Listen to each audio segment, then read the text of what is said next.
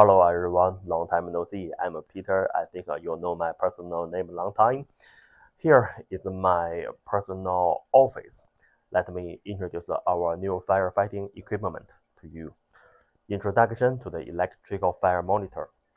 First, the electrical fire monitor is connected to the residual current transform and the electrical fire detector. Number two, the residual current transform is connected to the detector's temperature probe and air switch. Number three, its purpose is to measure leakage current. One more thing, because the available current is standard, if there's a leakage or short circuit and the temperature of electrical equipment is too high, our electrical fire alarm will alarm. Number four, the working principles of the residual current transform and the electrical fire detector are the same. If you enjoy our products, please contact me anytime.